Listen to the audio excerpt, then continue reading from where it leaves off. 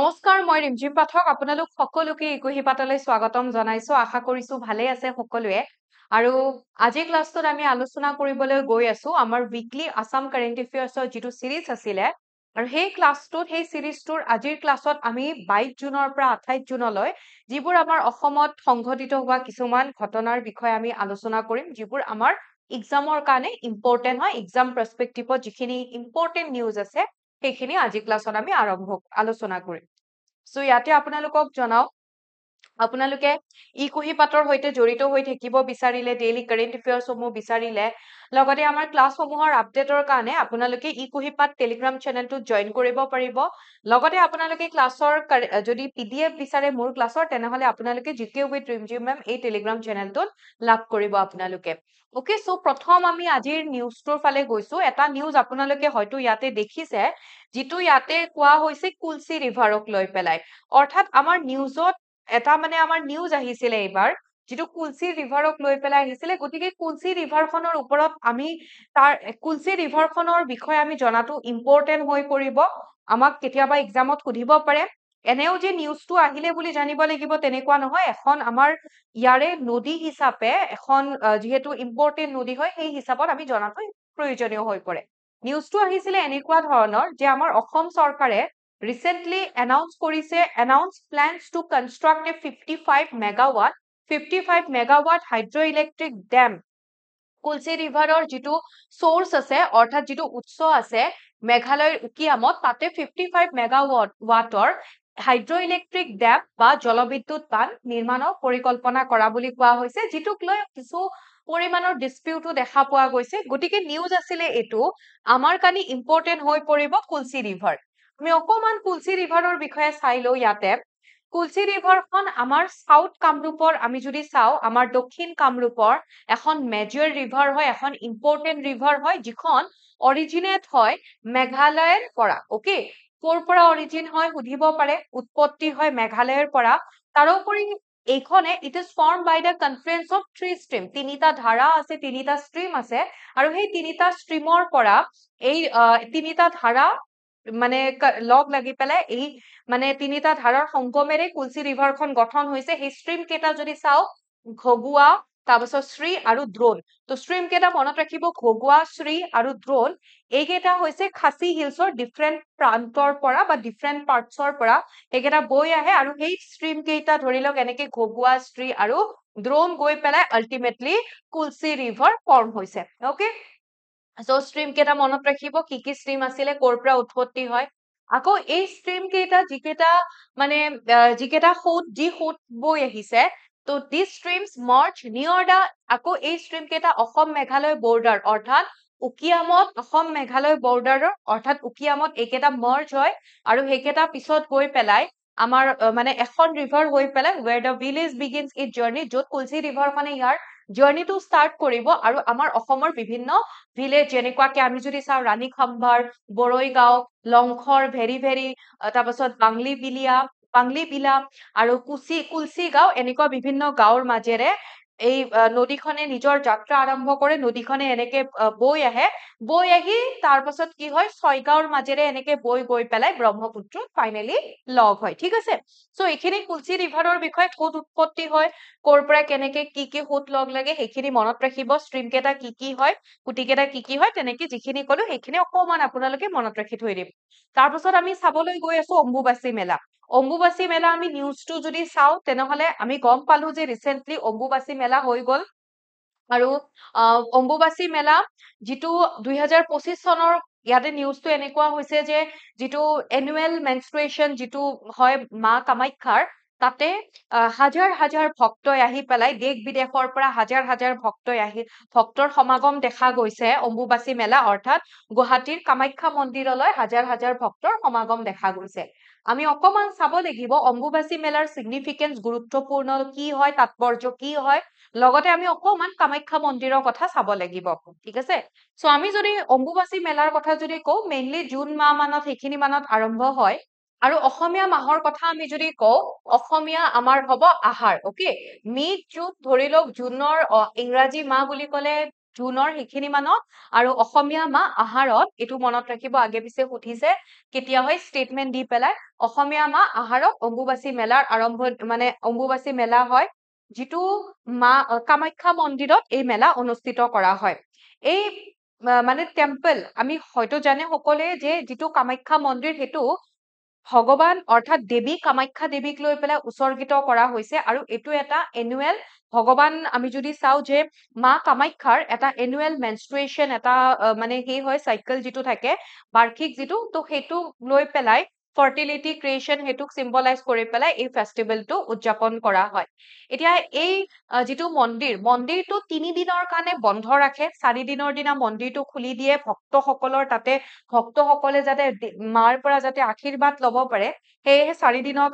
দিনৰ পিছত মন্দিৰটো খুলি দিয়ে আকৌ এইটো ষ্টাৰ্ট যেতিয়া মানে এই গোটেই মানে এইটো আৰু অম্বুবাচী মেলা সেই গোটেইখিনি মনচুন তাৰপাছত fertility of the earth and the universal concept of womanhood এইবোৰ কনচেপ্টৰ লগত বা এইবোৰৰ লগত মানে এইবোৰ আৰম্ভণিৰ লগত জড়িত হৈ আছে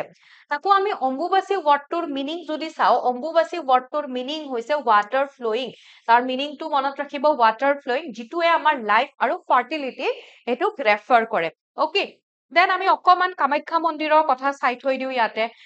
কামাখ্যা মন্দিৰ আমাৰ যি 51টা শক্তিপীঠ আছে 51টা শক্তিপীঠৰ ভিতৰত 51টা শক্তিপীঠৰ ভিতৰত এটা হৈছে কামাখ্যা মন্দিৰটো অৱস্থিত হয় গুৱাহাটীৰ নীলাচল পাহাৰত অৱস্থিত হয় তাৰোপৰি কোৱা হয় যে প্ৰথম যিটো কামাখ্যা মন্দিৰ আছিল সেইটো কালা পাহাৰে ডেষ্ট্ৰয় কৰিছিল কিন্তু কোচসকলৰ যিগৰাকী ফাউণ্ডাৰ আছিলে বিশ্বসিংহ তেখেতে তাৰে ৰিমেইনছখিনি ধ্বংসাৱশেষখিনি তেখেতে আৱিষ্কাৰ কৰিছিলে পিছত গৈ পেলাই তেওঁৰ পুতেক নৰনাৰায়ণ যেতিয়া ৰজা হয় নৰনাৰায়ণৰ ৰাজত্ব কালত তেখেতৰ সময়ত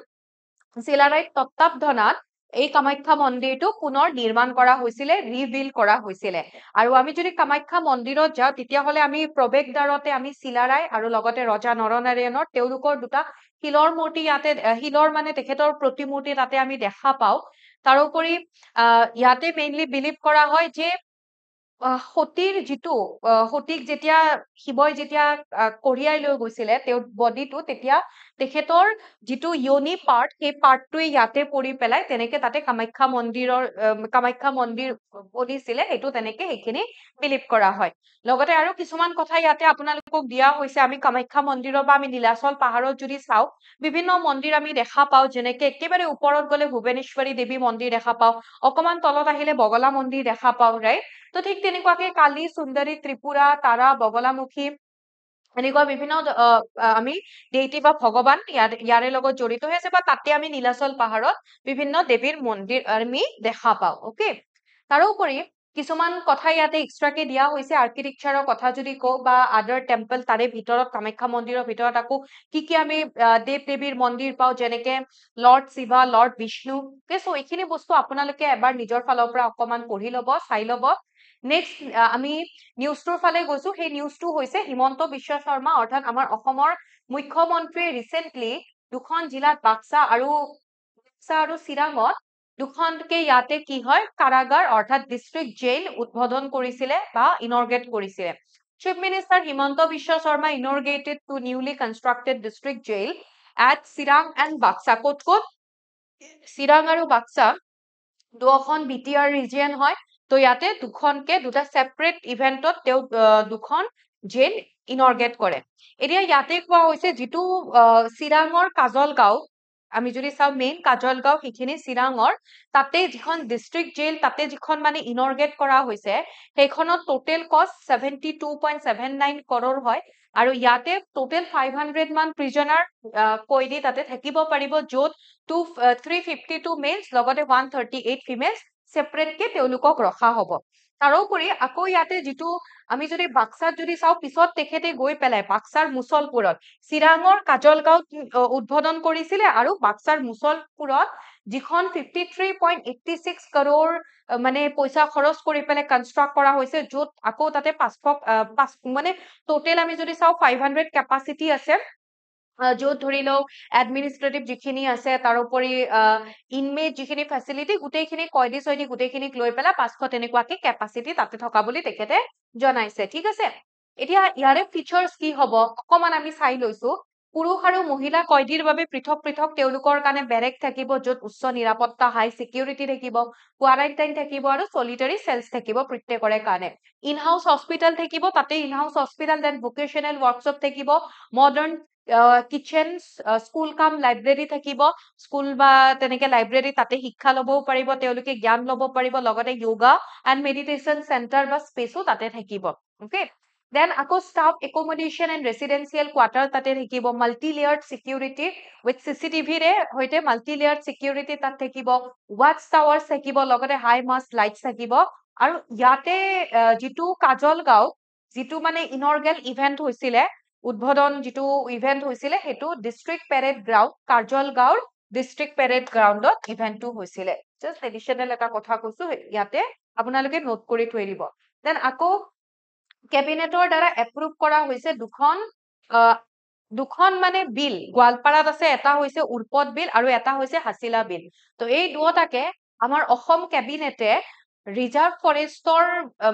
ফৰেষ্ট বুলি প্ৰপ'জ ৰিজাৰ্ভ ফৰেষ্ট অৰ্থাৎ প্ৰস্তাৱিত আমি প্ৰপ'জ বুলি কোৱাৰ লগে লগে অসমীয়াত হ'ব ইয়াতে প্ৰস্তাৱিত সংৰক্ষিত বনাঞ্চল হিচাপে নামাকৰণ কৰিছে বা হেতুক নোটিফাই কৰিছে ওকে তো এতিয়া আমি প্ৰথম যদি উৰ্পদ বিলৰ কথা আমি যদি চাও উৰ্পদ বিল যিটোৰ লোকেশন হয় গোৱালপাৰা ডিস্ট্ৰিক্ট গোৱালপাৰাত অৱস্থিত হয় আৰু টোটেল এৰিয়া 1256 হেক্টৰ হয় তাৰোপৰি কলুৱে লোকেশন গোৱালপাৰাত আছে তাৰোপৰি এইটো যিটো আমাৰ Assam Forest Regulation Act আছিলে 1891 তাৰে আন্ডাৰ সেকশনৰ মানে সেকশন 5 ৰ অধীনত এটো মানে ৰিজাৰ্ভ ফৰেষ্ট হিচাপে নোটিফাই কৰা হৈছে আৰু যিটো উৰ্পদ বিল আছে হেতু গুটেই আমাৰ লোৱাৰ আসামৰ লাৰ্জেষ্ট ন্যাচাৰাল লেক হয় মানে বিগেষ্ট ন্যাচাৰাল লেক গুটেই আমি ইয়াতে উৰ্পদ বিলৰ কথা যদি কও লোৱাৰ আসামত কি হয় বিগেষ্ট আটাইতকৈ ডাঙৰ ন্যাচাৰাল প্ৰাকৃতিক হ্ৰদ বুলি যদি আমি কও ন্যাচাৰাল লেক হয় এটো উৰ্পদ বিল ওকে লোৱাৰ আসামৰ সো এটুক এটা নোটিফাই কৰিছে মনত ৰাখিব লোকেশন মনত ৰাখিব গোৱালপাৰাত হয় পাৰপাস টু কি হয় কিহৰ কাৰণে নোটিফাই কৰা হৈছে ইয়াৰে যিখিনি টু প্ৰটেক্ট এণ্ড কনজাৰ্ভ যিখিনি মানে conserve this ecologically sensitive and biodiversity rich wetland অৰ্থাৎ পৰিৱেশ সংবেদনশীল লগতে জৈৱ বৈচিত্ৰ্য সমৃদ্ধ জলাশয়টো মেইনলি জলাশয়টো সুৰক্ষা প্ৰদান কৰিবৰ কাৰণে আৰু সংৰক্ষণ কৰাৰ কাৰণে কনজাৰ্ভ কৰাৰ কাৰণে সিগনিফিকেন্স কি হ'ব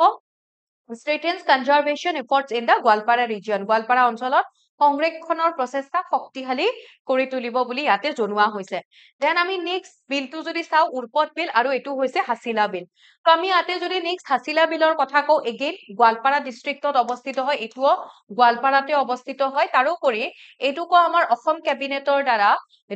প্ৰপ'জ ৰিজাৰ্ভ ফৰেষ্ট অৰ্থাৎ প্ৰস্তাৱিত সংৰক্ষিত বনাঞ্চললৈকে এটুক মানে নামাকৰণ কৰা হৈছে বা এটো নোটিফাই কৰা হৈছে ওকে ইয়াৰ টোটেল এৰিয়া হৈছে 245 হেক্টৰ তো এইখিনি আপোনালোকে মনত ৰাখিব দেন কিহৰ কাৰণে কেনেকুৱাকে পৰিবে মানে জৈৱ বৈচিত্ৰ্য বা সেই জলাশয়টো সুৰক্ষা লগতে সংৰক্ষণৰ কাৰণে তেনেকে এটু মানে প্ৰিজাৰ্ভ কৰা হ'ব বা সংৰক্ষণ কৰা হ'ব এইখিনি কথা কোৱা হৈছে ইয়াতে খালি মনত ৰাখিলে হল দুটা বিল গোৱালপাৰা ডিস্ট্ৰিক্টৰে হয় উৰ্পদ বিল আৰু হাছিলা বিল দেন আমাৰ অসম চৰকাৰৰ দ্বাৰা যিটো আসাম কেবিনেটৰ তেওঁলোকে যে ডিসিশন লয় সিদ্ধান্তসমূহ লয় তাতে তেওঁলোকে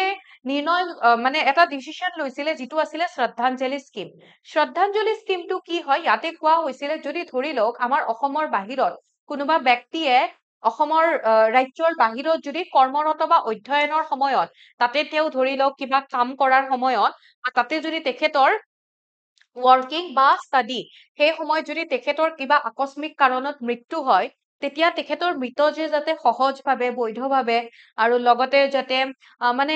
কোঅৰ্ডিনেটেড ট্ৰান্সপৰ্টেশন মানে তেখেতৰ সেই তেখেতক যাতে সন্মানেৰে তাৰে পৰা লৈ আহিব পাৰি তেনেকুৱাকে এটা স্কিম এটা লঞ্চ কৰা হৈছে অসম চৰকাৰৰ দ্বাৰা যিটো হৈছে শ্ৰদ্ধাঞ্জলি স্কিম শ্ৰদ্ধাঞ্জলি স্কিম মেইনলি মনত ৰাখিব আমাক সুধিব পাৰে কি ক্ৰাইটেৰিয়া বা কি ইয়াতে ইনক্লুড হ'ব বা কি নহয়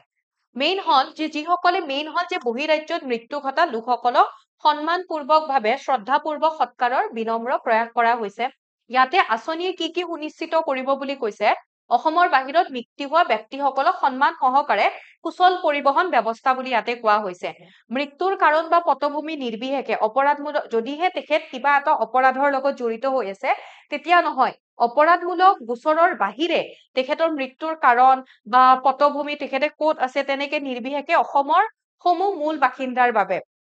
অসমৰ সকলোবোৰ লোকৰ কাৰণে হ'ব এতিয়া তেওঁ কিবা এটা ক্ৰাইম কৰিছে বাহিৰত গৈ পেলাই তাৰে কাৰণে তেখেতৰ মৃত্যু হৈছে সেইটো বেলেগ কথা তেতিয়া নহয় ভাৰতৰ সকলো ৰাজ্যত য'তে নাথাকক কিয় তেওঁ সকলো ৰাজ্যৰ কাৰণে প্ৰযোজ্য হ'ব তাৰোপৰি আঁচনি কি সুনিশ্চিত কৰিব যে তেখেতৰ কোনোবা আত্মীয় ব্যক্তি সম্বন্ধীয় ব্যক্তি বন্ধু বা আন কোনো পৰিচিত ব্যক্তি তেনেকে তাৰোপৰি নিৰ্ধাৰিত প্ৰক্ৰিয়া সোনকালে কাৰ্যকৰী কৰা হ'ব বুলি কৈছে প্ৰক্ৰিয়াৰ দ্বাৰা আবেদন দাখিল কেনেকে কাম কৰিব প্ৰথম পদক্ষেপ কৈছে কোনো এজন সমীপৱৰ্তী আৰক্ষী থানাত বা আহিবলগীয়া প্ৰণালীৰ জৰিয়তে মৃত্যুৰ সম্পৰ্কে প্ৰথমতে আমি ওচৰৰ নিয়াৰেষ্ট পুলিচ ষ্টেচনত আমি জনাব লাগিব তাৰ পাছত কৈছে যে ৰাজ্যিক যিসকল সমন্বয়কাৰী বিষয়া থাকে বা বিশেষ শাখাৰ ডিআইজি বা তাৰে ওপৰৰ লেভেলৰ যিসকল বিষয়া থাকে বা নহলে জিলা সমন্বয়কাৰী বিষয়া জ্যেষ্ঠ আৰক্ষী অধীক্ষকো হ'ব পাৰে তো তেওঁলোকে এই বিষয়টোৰ বিবেচনা কৰিব লগতে বিষয়টোৰ কি হৈছে কেনেকে কি হৈছে গোটেইখিনি অনুসন্ধান কৰিব গোটেইখিনি চাব তাৰপাছত বিষয়টো পৰীক্ষাৰ অন্তত প্ৰয়োজন অনুসাৰে ৰাজ্যিক সমন্বয়কাৰী বিষয়াই গোটেই মানে যিখন ৰাজ্যৰ হ'ব য'ত আছে সংশ্লিষ্ট ৰাজ্যৰ যিসকল বিষয়া থাকে ধৰি লওক পুলিচ হওক যি হওক তেওঁলোকৰ লগত যোগাযোগ কৰিব আৰু মৃতদেহটো ৰাজ্যলৈকে ঘূৰাই অনাৰ ব্যৱস্থা কৰিব বুলি কৈছে আৰু তাৰ পাছত কৈছে যে ৰাজ্যিক সমন্বয়কাৰী যিসকল বিষয়া আছে তেওঁলোকে অসমত সন্মানপূৰ্বক বিদায় নিশ্চিত কৰিবলৈ আন্তঃৰাজ্যিক ইণ্টাৰনেশ্যনেল যিখিনি লজিষ্টিক আৰু জটিল গোচৰৰ ক্ষেত্ৰত সমন্বিতভাৱে তেওঁলোকে একেলগে কাম কৰিব বুলি ইয়াতে জনোৱা হৈছে মেইনলি আমি মনত ৰাখিব লাগিব শ্ৰদ্ধাঞ্জলি স্কিমটো কিহৰ লগত জড়িত বহিৰাজ্যত যিসকল লোকৰ মৃত্যু হয় তেওঁলোকৰ সন্মানপূৰ্বক যাতে তেওঁলোকক শ্ৰদ্ধাঞ্জলি দিব পাৰি বাহিৰৰ পৰা আনি পেলাই তাৰে লগত জড়িত হয় দেন আন এটা নিউজ আহিছে recently seen in news Durga Boro is associated with which of the following sport recently তেখেতৰ ফেয়াৰৱেলৰ তেনেকুৱা এটা নিউজ আহিছে কোকৰাঝাৰত তেখেতৰ যিটো ফেয়াৰৱেল সেই চেৰেমনিটো পাতা হৈছিলে বহুত হাজাৰ তেখেতৰ এগৰাকী স্পৰ্টছ পাৰ্সন হয় তো বহুত হাজাৰ যি তেওঁৰ ফলোৱাৰ্স আছিলে তাতে তেওঁক মানে সেই ফেয়াৰৱেল দিবৰ কাৰণে তেওঁলোকে উপস্থিত হৈছিলে আৰু তেখেত দুৰ্গা বড়ো নামটো মনত ৰাখিব আমাক কেতিয়াবা সোধে ন এক্সামত যে অমুক গৰাকী প্লেয়াৰ কোনটো খেলৰ লগত জড়িত এনেকে সোধে বা মেটচ কৰিব দিয়া মেটচ লিষ্ট 1 লিষ্ট 2 তো মনত ৰাখি থৈ দিব দুৰ্গা বড়ো ফুটবলৰ লগত তেখেত জড়িত হয় অপচন সি হ'ব কাৰেক্ট আনসাৰ ঠিক আছে আৰু এইখিনি আছিলে আজি আমি আলোচনা কৰিবলগীয়া অসমৰ নিউজ নেক্সট আপোনালোকক ইয়াৰে পিছৰ সেশনটোৰ হৈতে পুনৰ লগ পাম বাকি ক্লাছবোৰতো লগ পাই থাকিমে কিবা প্ৰবলেম থাকিলে আপোনালোকে জনাব লগ পাম আপোনালোকক আন এটি ক্লাছত thank you so much and tata bye by